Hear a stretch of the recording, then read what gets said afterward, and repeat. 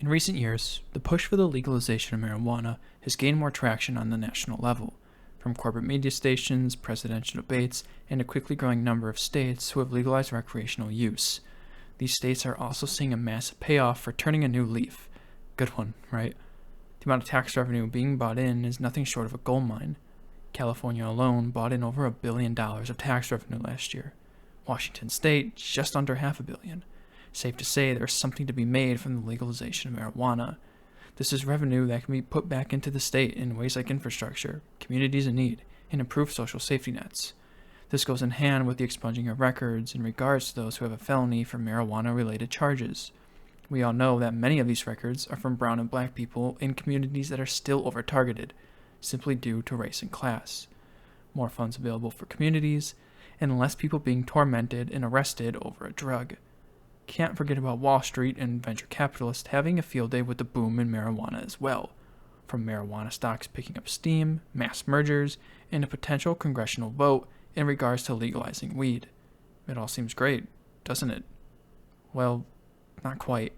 In fact, there are some serious issues being paved over, most likely intentionally by many in the US, especially in the media space. It should not come as a surprise that the legalization of marijuana is working for mostly a select bunch, and still leaving out those who are most damaged by the war on drugs. First, a brief overview of marijuana history in the US to set the scene. If you aren't familiar with a man by the name of Henry Aslinger, well, get ready. In 1930, Aslinger was appointed to head the new Federal Bureau of Narcotics by then-President Hoover. Prior to this, there was a wave of Mexican immigrants to the U.S. due to the results of the Mexican Revolution. Now, believe it or not, cannabis was already relatively common in American medicine, except it went by the name of cannabis. This set up the perfect scenario for Aslinger. During the 1930s, the U.S. was in the midst of the Great Depression. This would lead to Americans taking a negative view of Mexican immigrants due to a lack of jobs and resources, and simply because it's easier to blame the supposed odd one out. Aslinger would add to this fire by making the claim that disruptive Mexicans and their dangerous characteristics were being fueled by marijuana, the same drug Americans already knew, but Aslinger was able to use the unknown and foreign-sounding name to beat the drums of fear. This would lead to Mexican immigrants being searched, detained, deported, and tormented, simply because of a fabricated fear by Aslinger. Similar methods were used with opium and Chinese immigrants years before. To no surprise, Aslinger also began to beat the drums around black Americans in the late 1930s, making the claim that marijuana made blacks think they were as good as whites. He even tried to arrest as many black jazz musicians as possible, which fortunately never panned out. If you want to see just how disgusting Aslinger was, I suggest looking into how Aslinger treated singer Billie Holiday after she performed Strange Fruit in 1939. It's harrowing to say the least. I'll let just a few quotes from Aslinger himself do the talking for me.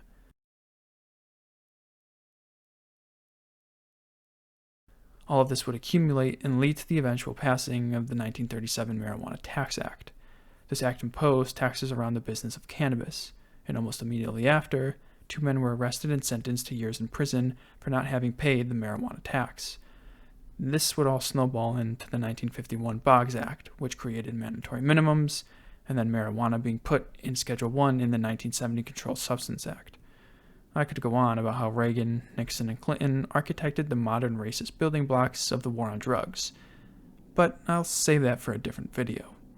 Now that we've spark-noted how the fear-mongering around weed has been driven by racism and the desire to have an excuse to collapse brown and black people's culture, and not any legitimate medical reason, let's get to the main point of this video: why the recent push of the legalization of weed is acting more as a false promise than a favorable reality. We can start by looking at the notion of dismissing charges or sealing a record. Colorado in 2017 passed legislation creating a path for misdemeanor cannabis convictions to have their charges dismissed as part of their Turn Over a New Leaf program. Unfortunately, at the start of 2020, only 71 people out of the immediately eligible 17,000 have had their records taken care of through this program. That's not even 0.05% of eligible people in almost 3 years. States also aren't making this easy for people to get their records cleared. In most cases, a lawyer is needed, and then you may even have to meet with the state's attorney. For many, this can be a costly process they don't simply have the funds for. This can also take months, all while these people walk around with a drug charge. You might be saying, but wait, Colorado Governor Paulus just recently pardoned 2,700 marijuana-related convictions, and you would be right. But in 2012, there was just under 13,000 marijuana arrests, 7,000 in 2014, and just under that in 2015. Simply put, it's a drop in the bucket in regards to the amount of people still sitting with convictions on their record, despite people walking into dispensaries and buying a product in just a few minutes legally in the same state. Exact documentation is also needed. What I mean by that is having records showing it was an arrest due specifically to marijuana. If all you have are records with a broad drug charge on it, it won't suffice, and you may never be eligible to expunge your record unless you find it. States have decided that, overall, it should be left to the individual to figure out how to clear their record, when in reality, it would be much easier for the state themselves to just handle the records en masse.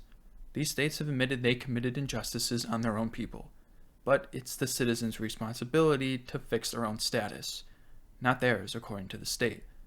This slow and hurdle-ridden process is common across many of the states that have legalized marijuana. Just look at Massachusetts to really make your head spin. They have no automated process and have made it overly convoluted. 724 people attempted to try and have their record cleared in 2019, and only 135 successfully did, just 18% of those who even bothered to try.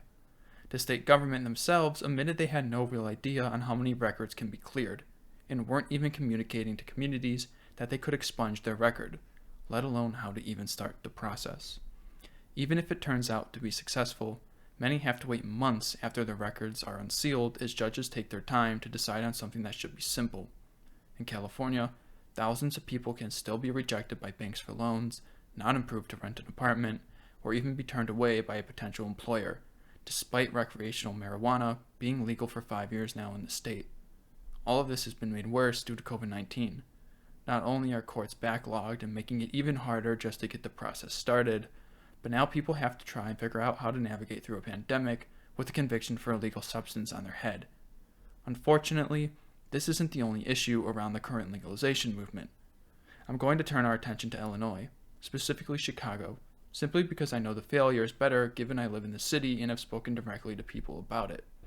First off, Illinois, like many states, has a major issue when it comes to even allowing dispensaries to be opened in the first place. The state promised to give out licenses for 75 businesses. It would make sure a select amount went to specific communities, but only 21 applicants were even approved to enter the lottery process out of almost 1,000 applicants, the majority of which were large corporations, wealthy white people, and even political insiders. Our government officials have come out and said how much of a failure the process has been, and Governor Pritzker said he wants to start another lottery process. But as of now, they haven't done much to actually put the work into the communities most damaged by their hand. Now, let's say you were someone hurt directly by the former status of marijuana in Chicago and wish to open your own dispensary. The state should be giving assistance to those people to claim a benefit off the policing and policy that perhaps ruined their life and their community.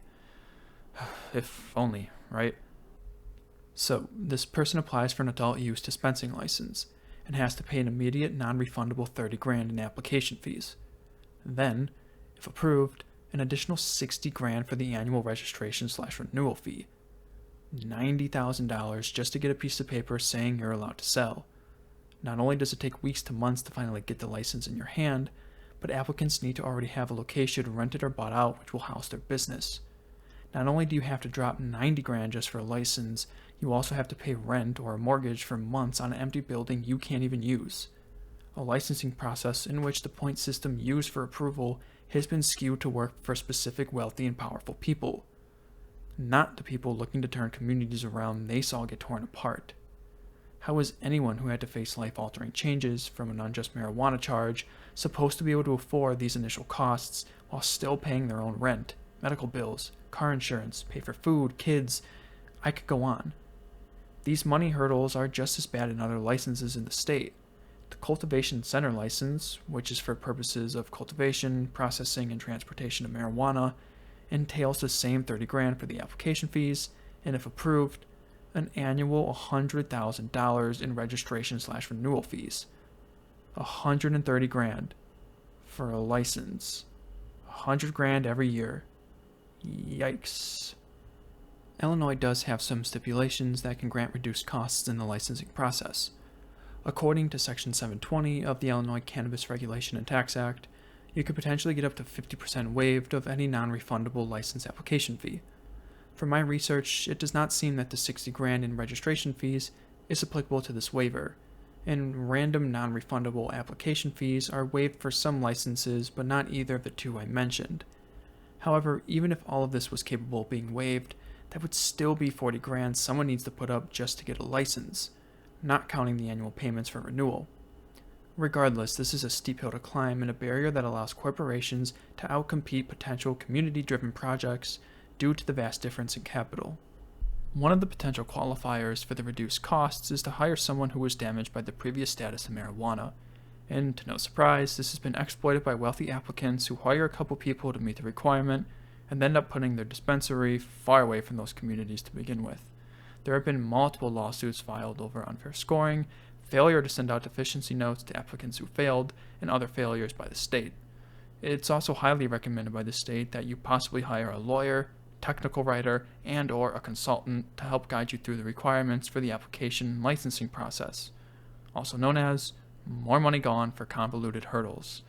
This has led to Illinois being mostly owned by Sunnyside, the retail arm of marijuana giant Cresco Labs, and Rise Dispensaries, owned by Green Thumb Industries, which is quickly becoming a major player in marijuana, both of which are sucking up as many licenses as possible.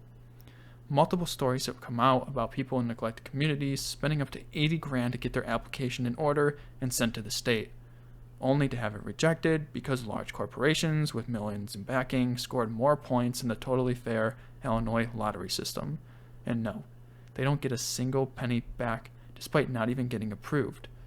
Not only is the state government taking serious amounts of application money out of communities already in poor economic status, but they turn around and let their rich peers walk right in.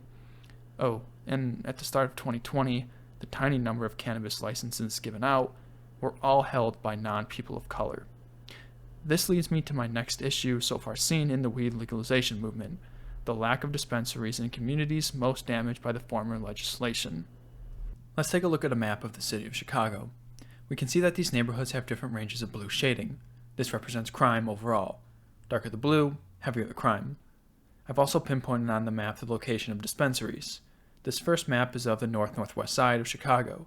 For those who aren't familiar with the layout of Chicago, the majority of the north and northwest neighborhoods are relatively well off. Many are extremely wealthy, and the last pockets of underserved communities in northern neighborhoods are in the process of being gentrified. Almost all of these dispensaries are in areas where the median income per household is at least $100,000 a year, predominantly white, or a significant portion white, and most importantly, not as impacted by brutal policing over drugs, though certainly some pockets on this map were, which is why the city is trying rather hard to force them south. Now, this is a map of the south and west side. First off, notice this map snippet is zoomed out farther than the north side one.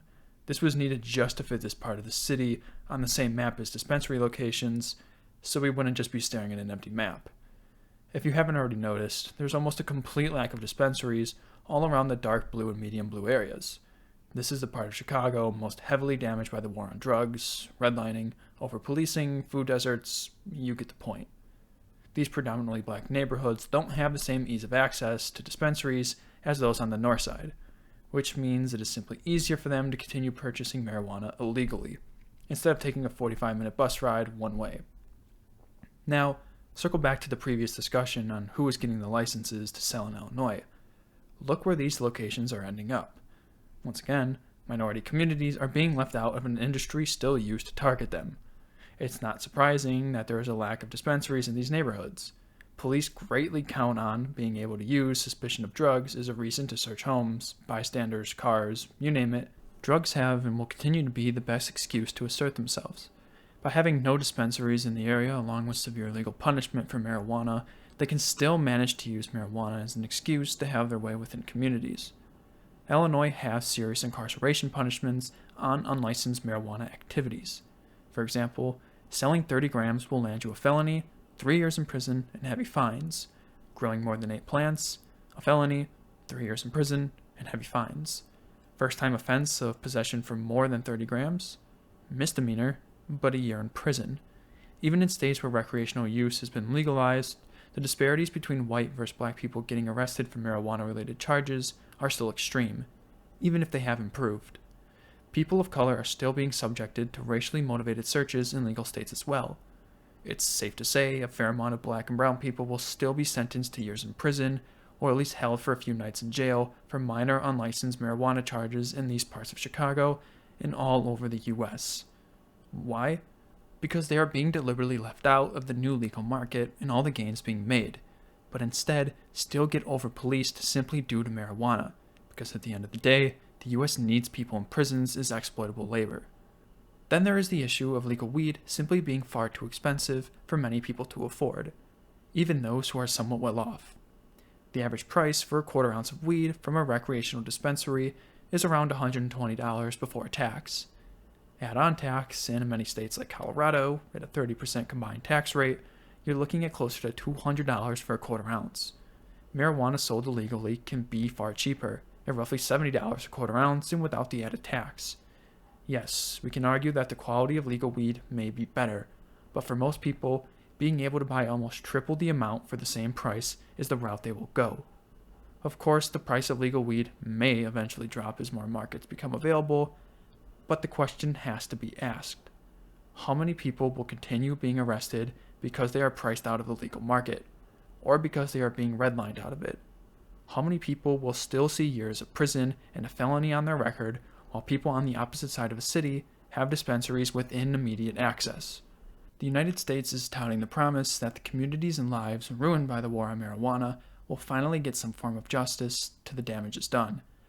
Except those promises are finding themselves in the pockets of large corporations, who are quickly gobbling up the licenses and putting dispensaries into well-off, predominantly white neighborhoods. This is while those same communities legalization was meant to help still find themselves being arrested, tormented, and locked up. So, did the war on marijuana really end? Or are we just getting better at hiding the victims? Hey everyone, thanks for watching my first video. If you enjoyed it, be sure to give it a thumbs up and also subscribe. And make sure to leave a comment on what you liked, would like to see be done differently, or even a topic for a new video. The next video in the works is going to cover how police often use supposed altered physical and mental states due to drugs as reason to use deadly force, and get off with little to no punishment. So make sure to subscribe to get notified when the video drops. See you next time.